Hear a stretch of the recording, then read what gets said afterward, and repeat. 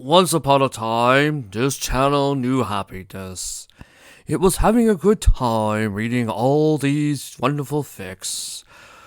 And he had a plan to read Trixie's Getting Back on a Hose. But unfortunately, due to the fact that Crunchy Monkey Studios has already done a reading of the full story, we have decided instead to go after Reality Check. Because we haven't done a crappy fic on this channel for ages, and there's an itch that must be scratched. It's the rule. It's literally the rule. We've been trying to figure out this loophole, but because we don't have a lawyer on this table yet. So we're going to make a deal with you. We riff this horrible Reality Check fic into oblivion. You get two things. You get a special surprise inside, and as a Christmas present, Trixie's Getting Back on her hose. No, wait, really? Yes, we've decided that. So for now, enjoy Reality Check's piece of crap, Twilight and Nyx. Enjoy! I'm probably also going to retitle this something related to Mykan, just to see if he actually comes and insults me. It's small things. Let's get started, shall we, class? Twilight and Nyx by Reality Check, who is popular for only one reason, and that is this. It was a beautiful day in Ponyville. It was late autumn, deep in an usually beautifully warm Buffalo summer. The harvest was in, the running of the leaves had gone off last month without a hitch, and it was currently pouring buckets of rain straight down the cinder gray sky. The biggest I had scheduled a solid gusty washer downpour to help sweep away the last of summer's debris, and it was scheduled to last all day. There was simply nothing to do for it except pull off all your plans and chores, and huddle in your home and wait for it to pass.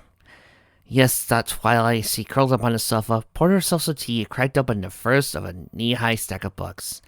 A beautiful day in Ponyville. Just about perfect. Almost. Largely. Pretty much. If it weren't for the loud music thumping and muffling its way through the ceiling. "Spike!" she called out. "Spike, would you go upstairs and—" "Spike, where are you?"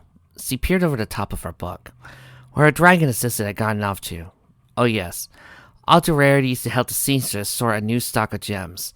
Or more likely to ogle her while she worked, with a high likelihood of curling up in the corner of the boutique to catch up on his sleep.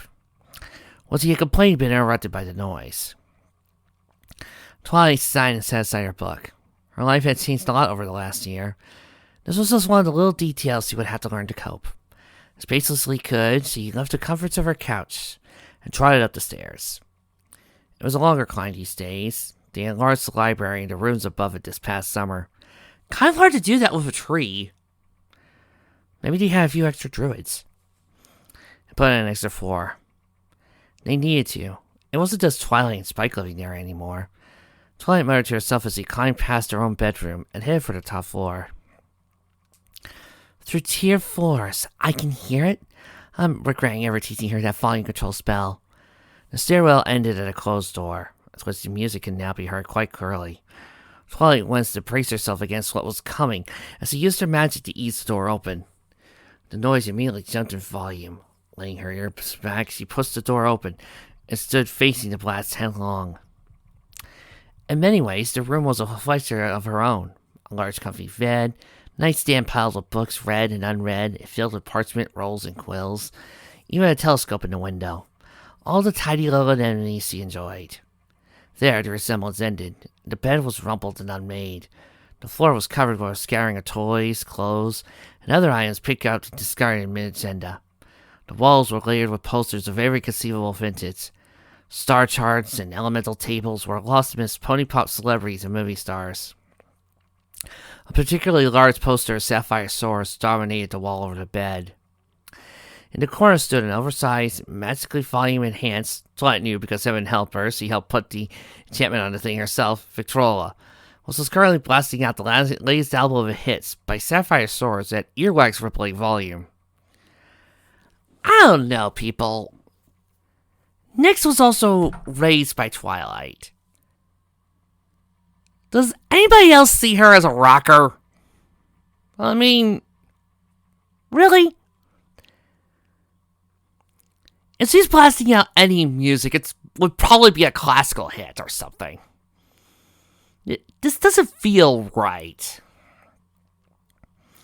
In the middle of it all stood a midnight-colored Alcorn filly with a purple tail and mane.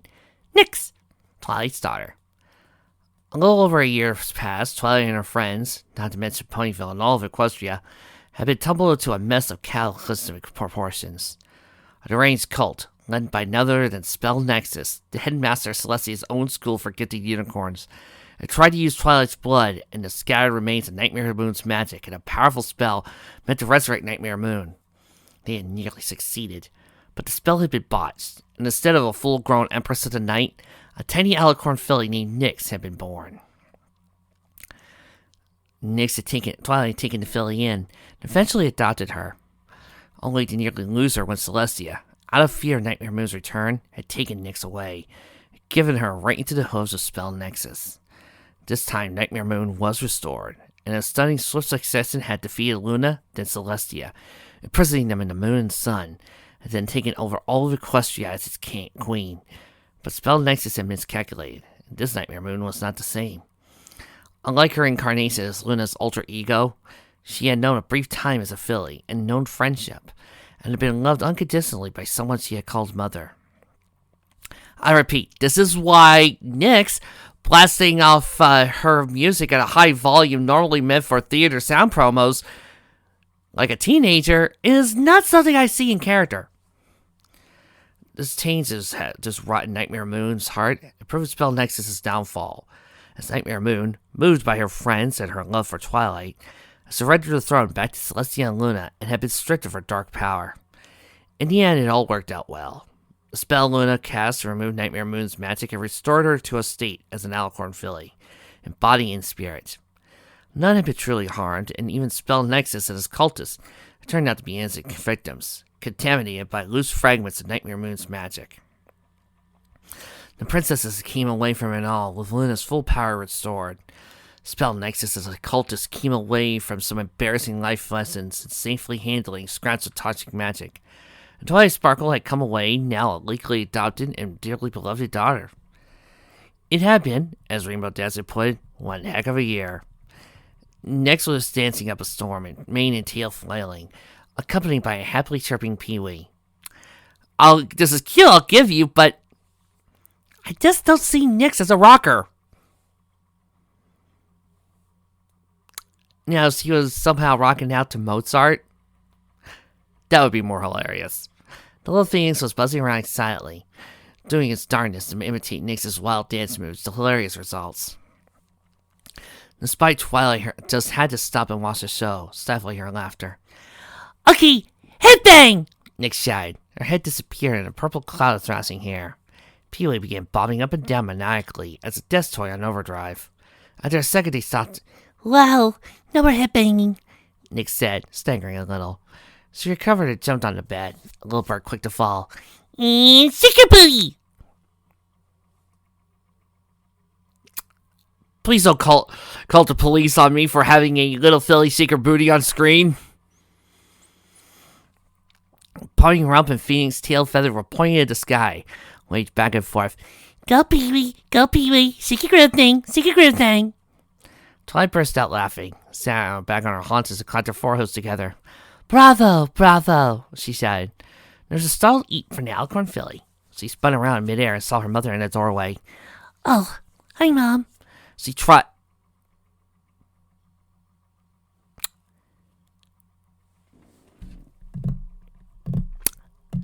Reality Check has a lot of trope spaces.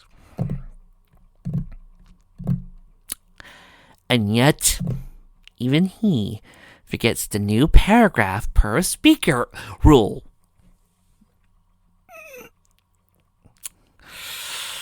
Where is the justice in that? Up is the volume of your music, actually. Too much up, Twilight tried in the room. What were you listening to anyway? Twilight asked, Stepping over to the controller to peer at the record. It was loud enough to wake the bed. If it's too loud, you're too old. Excuse me? Twilight turned around, eyebrow raised and a tart remark on her tongue. Nyx was holding up the sleeve with a little bit of levitation. If it's too loud, you're too old, she repeated. It's Sapphire Store's new double platinum album. Sure enough, the title scrolled across the cover in brilliant purple, accompanying a portrait of the redoubled singer. Apparently caught in some sort of act, deafening some poor pony on a lounge chair with a bullhorn. Twilight scowled at being the butt of an unintentional joke. She sighed. Only 9, and she already seeing her mother. Heaven help me when she's a teenager, she thought. Nyx blinked at her childish innocence. What is it, Mom? Twilight rolled her eyes. Never mind, it's not important. Look, I don't mind you listening to your music, Nyx, but please keep it down to about half of what it was a minute ago. I could hear you downstairs. We do live in a library, you know. Nyx blushed to duck her head, scrutinizing her host's steps. Sorry, she said. Twilight smiled. It was hard to stay angry at Nyx, especially when a small phoenix check perched on her head. Trying to look her cry as well. Peewee let out a chirp with a whistle and a descending note. His best I'm sorry sound. Twilight and Nyx both giggled at him, convinced he had successfully negotiated a truce with his burly charms. He left it in the air and began already like a miniature son. So, you're a bit up late today, Twilight said, changing the subject. I didn't hear you up and about till just now. Not that I mind, since it's not a school day, but... Up a little late last night? Nyx turned and began making a pretense of making the bed. Not really. I just didn't sleep very good last night. Bad dreams again? Twilight asked sympathetically. Nyx bit her lip and nodded. Twilight nuzzled her daughter sympathetically. Same ones or different ones this time? Nyx shook her head. Different, but they're always bad. Sometimes it involves something called Starfleet, and then there are other times that it involves Spider-Man coming in and luring you. Twilight nuzzled her again. You know, if you're having bad dreams again, you can always sleep with me tonight. Nyx looked embarrassed and looked away. No, I'll be fine. I'm sure I won't have any tonight. She shuffled away awkwardly, began pulling the covers back up on her bed. And I swear to Celestia, if any of you start looking more into Twilight offering her little girl a chance to sleep with her, I will start the poundings. Twilight felt a little pang of recognition in her heart. It had been barely a year ago when she slept every night with Nyx, cuddled up at her side. Everybody, aww! Was Nyx growing up that fast? It's a standing invitation, sweetie. She said, I'm always there for you. Then again, I had a bunch of maternal scenes in Fall of Starfleet between Dementia and Starla, and everybody thought, oh, must have been a lesbian ship. No, guys. If I'm going to do a lesbian ship, I'm going to make it obvious. Swear, so you guys could see two people calling up together for warmth and would think it was a romantic element. I could say turducken and you guys would make it pervy. Next to her pillow on the bed, she turned to Twilight and smiled. I know, Mom. She pressed her cheek to Twilight's. Another little pain. What happened to Mommy? Twilight sighed. So, have you anything planned for today? Nyx frowned. Not really. We're going to have a King by Crusaders outing, but then they scheduled a rain. Just as she spoke, something rapped against the bedroom window. Startled, 2 ponies went to see what had caused it. Nyx opened the window and peered outside just in time to get a narrow hoofful of pebbles to the face. Ow! Down below were 4 small fillies, all but buried in oversized raincoats and hats. Upturned faces revealed them to be 4 of the Cutie Crusaders: Scootaloo, Sleebell, Dinky, and Twist. Oh no. Oh no, not again, please, God, not again!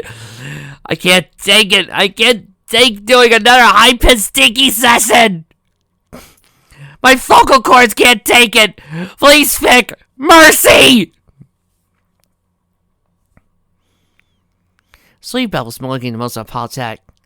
Sorry, Nyx, she called out. I didn't mean to magic so many pebbles up there. What are you guys doing? Nyx said, rubbing her nose where a pebble stung her. We're gonna round up everybody and head for the clubhouse, Skulu said. We can't go crusading, but we're not gonna waste the day. We're gonna stay in the clubhouse all day and have a sleepover. We're gonna make plans for Nightmare Night. Oh, please say you could come, Twist pleaded. It's gonna be lots of fun. Nightmare what? Nyx said to Twilight, puzzled. Twilight blinked. Oh, that's right. This'll be your first Nightmare Night, won't it? We didn't have one last year because... Twilight grinned wildly. Well, you remember last year. Nyx blustered to Bass. Oh well, don't dwell on it, sweetheart. Anyway, you'll love Nightmare Night. There's costumes, games, and... Twilight, can Nyx come over to sleepover? And I'll let your friends tell you all about it. Twilight finished. Yes, Skulu, she can go. Nyx's face lit up with a smile. Without waiting for an answer, the filly dove for her rain poncho and galoshes. She was always down the stairs before Twilight could think of anything to say. Behave yourself and mind Applejack, Twilight yelled at her daughter. And take Pee-wee with you in case you have to send a message home. Oh, go catch her, Pee-wee. The little phoenix chirped and flared down the stairs after Nyx. There was the sound of a front door slamming, and then the hubbub of little filly voices that quickly receded in the distance after a squeak of a wagon wheels and the buzz of Pegasus filling wings. Oh, you know what gets me? All this cute and fun is just gonna be completely obliterated in the next few chapters. Oh. Sounds feel like a blanket over the library, save for the shush of pouring rain through the branches. Twilight breathed in deep and gave a heart-filled sigh of relief. She closed the window Nyx had left open and put the LP back in its sleeve. She glanced over the voices of the vocalists on the cover. She held the album up and bobbed it around. Mia, mia, mia, it's a wild year to world. And stuck it back on the shelf. She tried downstairs, a smile on her face, and reclaimed her little nest on the couch. A touch of magic to reheat the tea, and all was well with the world. She frowned at the moment for something trackled at the back of her mind. Something about Nyx and Nightmare Night. But she dismissed it. Yeah, I really am not seeing the problem here with Nightmare Night. I mean, it may have something to do with Nightmare Moon, but the Nightmare Moon thing is just a scary part of the story. That's all it is. If anything, Nyx would be more focused on the candy. Nyx would know that this is not her. It's Nightmare Moon, but I think we've long established Nyx is not Nightmare Moon. Those two are two different beings. This is Nyx, not a monster. And she would see that. And she would also would be explain. And even if you were worried, just explain that to her. She's a smart filly. This is going to end up being an issue in the fic, isn't it? But she dismissed it. Everything had worked out perfectly. The music was off. Nyx was out of the house and staying at a trusted friend's place. Spike was preoccupied elsewhere. She now had peace and quiet in the whole place to herself. She took a long sip of tea, cracked open a book, and settled down to read. Darn it. Now she missed the noise. The fillies held on to a CMC wagon, bounced and splashed its way through the streets of Ponyville. They were traveling a bit slower these days, thanks to the wagon holding 2 extra fillies. But Skillu was still traveling them at a perfect clip. A faint purplish force field hovered over them, shielding the quintet from the downpour. They fell, Nyx, Twist enthused. Pee-wee, when taking a purse on Nyx's shoulder, well in the shelter of her rain hat. Phoenixes didn't care much for the rain. Teach its encouragement. Thanks! Uncle Shining Armor taught me, Nyx said. His magic shield's a lot stronger than mine. I wish I could use this like that, Dinky said wistfully, holding onto her basket of muffins. Sleepbell agreed. Well, I wish you guys could cast a spell to help us push the wagon, Skillu said over her shoulder. We have more members than ever. You guys aren't getting any lighter. It was certainly the truth. After Nyx's return, the membership of the Crusaders had basically trebled. Apple Bloom was already at Sweet Apple Acres, but that left 3 more ponies to pick up. When they did, all of them were going to have to bail out, load their sleeping bags and sleepover goodies in the cart, run alongside. Whatever way they did, it was going to slow them down considerably. We need a bigger wagon, Sleepbell admitted. It's kind of crowded these days as is. But then we need more Pegasus to pull it, Twist pointed out. Maybe we could get a second wagon. Debate continued as he pulled up at Pipsqueak's house. As they rattled to a halt, the front door banged open, and something seemed to have been part Sylvester, part raincoat, part daisies, floated out and onto the front steps. Pipsqueak's mother stood in the doorway and waved goodbye to it. It got a great deal closer before anyone could see Pipsqueak's cheeky grin under the brim of an enormous hat. He was holding a bundle of daisies in his teeth as he passed it Tinky as he climbed aboard. "Will you, my lady?" he said. He thinks he can wow me with Dinky Ship. But it takes a lot more than that to bribe me into enjoying a fic. You see, Mike, you need to do this more often. You need to actually sit down and bribe me with cute ships. I might actually be nicer. Might. There was an expected round of daws, squeals, and giggles, especially from this studio. Daw! Trixie, Yes? ever think our studio has gotten a little bit crowded over the years? Trixie has no idea what you mean. I mean, it's not like we got sheriffs, Dinobots, Kamen Rider, we got teams of rangers, we got Megazords, we got weapons, we got gear. I'm just saying, sometimes I feel like we're getting a lot of groups around here together. Dinky pulled out Sprite as a rose, and through the rain sprinkled Bankhead with a smile, nibbling on one as Pipsqueak bore up painfully under the teasing. In truth, none of the CMC teased either of them long. The girls would have rather died than embarrassed the two into shunning each other. In fact, it was far more likely some of the CMC were looking to earn a matchmaking cutie mark. They had been slated to link Pipsqueak into the CMC just for the sheer cuteness factor of putting him in close proximity to Dinky. Truffle and Rumble are already on the way, Pipsqueak said as he squeezed with the others. They'll meet us at the clubhouse. Truffles is bringing leftovers from the Stars restaurant.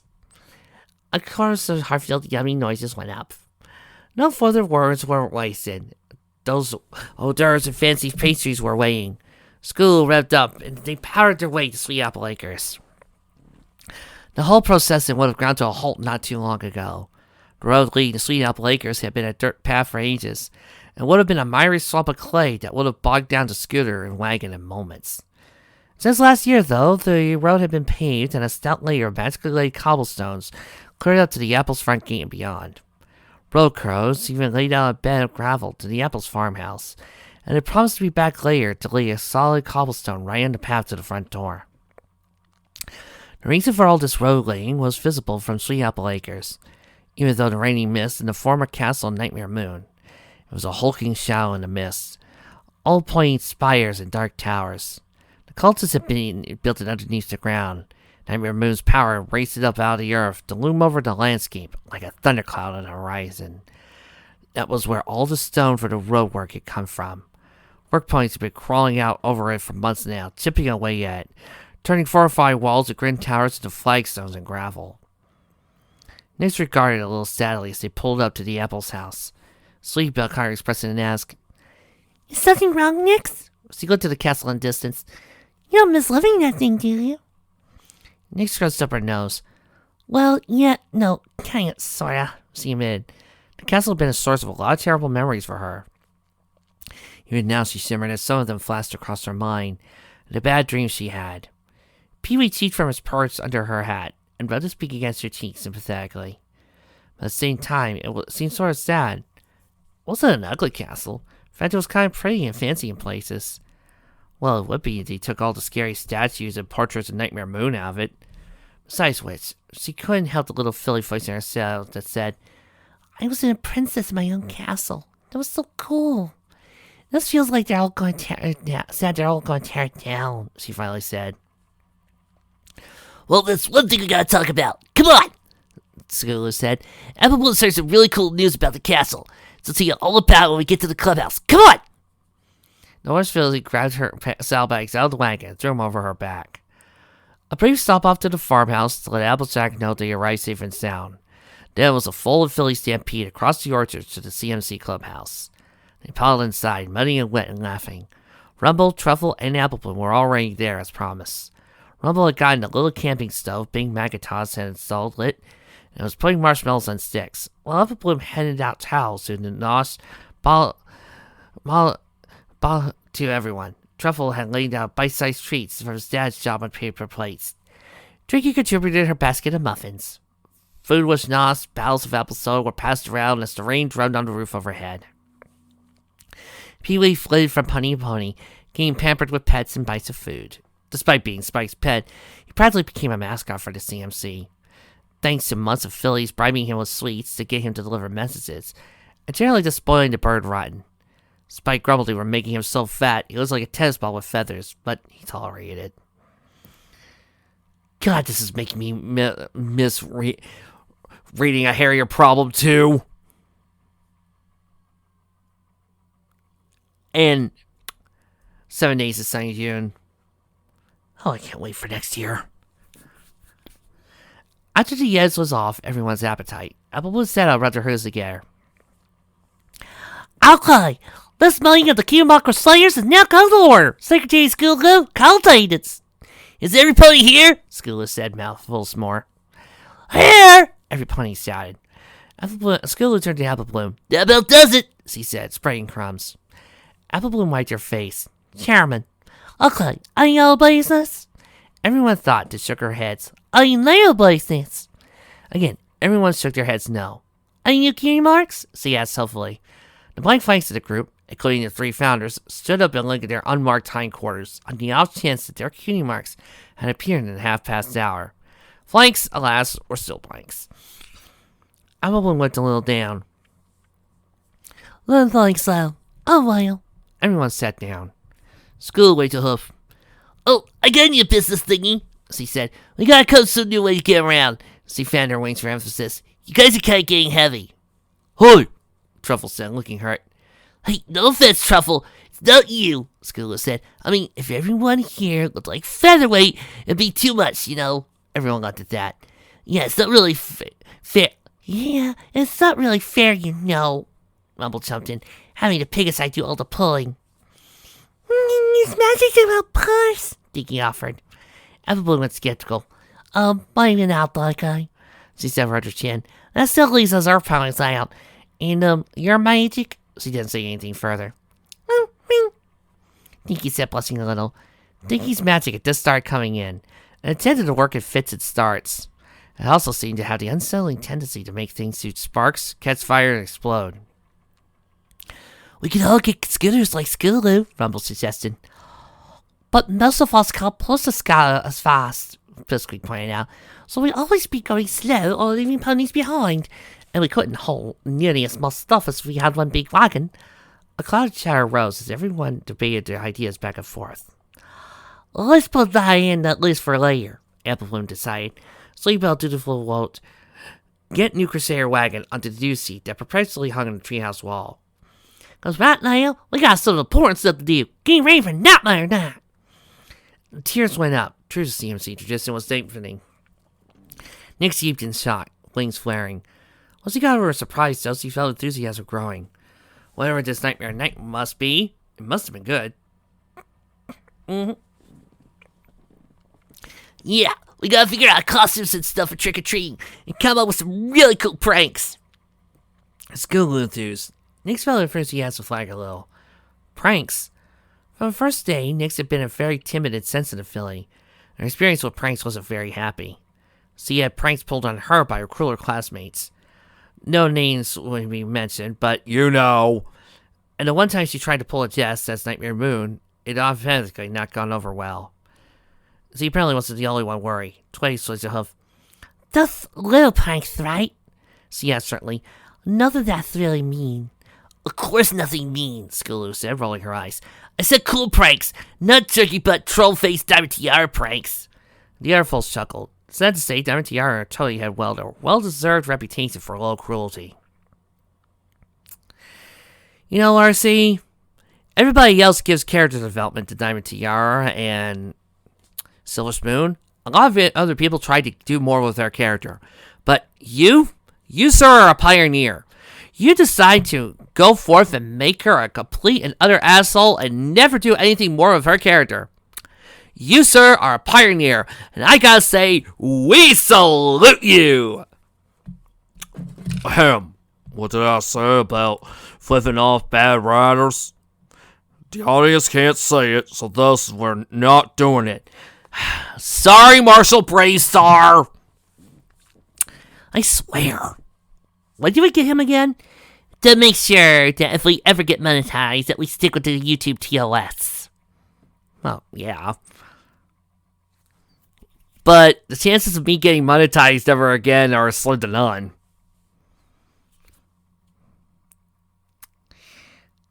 There's also going to be a costume contest, Applebloom said. Funniest costume, scariest costume, cleverest costume, biggest group costume. I figure if we all work together, we'll at least win that one. We gotta come up with an idea. I could just see that trophy sitting on our mouthful place in the clubhouse, Skula said, framing the far wall with her hose. But we don't have a mental place, Sweetbell protested. So what if we win it? We'll build one, Skula said. Yeah, anyway, that's not the place perfect. Applebloom went on, face full of excitement. This is gonna be coming on time to celebrate Nightmare Night this year. Princess Luna! Physically silently. Applebloom cared down. Yeah, Princess Luna. Like to take my lean in my sales, Pip. Sorry? Pip apologized, grinning. Nyx blinked in surprise. Princess Luna was coming? She didn't know how to feel about that. To say her feelings about the princesses were mixed would be putting it lightly. Why? All she did was take away your powers. You made up. Move on. Yeah, she's coming to the grand opening of the new Lunar Palace. Puzzle looks ran out until it clicked. You mean? Well, yeah, like tearing down that my castle, they're renovating it. Princess Luna's gonna make it her new home away from home. They're gonna have a big royal shindig and grand opening. They're gonna make this whole thing over to one big, ginormous haunted castle for Nightmare Night. Oz and Ooze agreed with this announcement. Princess Luna's gonna be hosting. The excitement was practically fever pitch. Okay, so this is the plan. We're gonna decide some awesome costumes. We're gonna make an epic Hall of Candy. We're gonna pull some awesome pranks, and we're gonna have Nightmare in the Castle and win that trophy. We're gonna make this the best Nightmare Night ever. The CMC cheer was deafening. Okay, anybody have any questions? Applebloom asked. Nyx looked around. I got one. What is Nightmare Night anyway? You could have heard a pin drop. Again, what is the problem? Just describe it. Just tell her it's a fun celebration. Deals with all the bad stuff of Nightmare Moon. Free candy. Boom. Easy. Not really seeing the problem here, RC. Oh, God. You're going to make it a problem, aren't you? There's several chapters of this. Then the surprise. Then getting back on our hooves. You could do this, Legend. You could do this.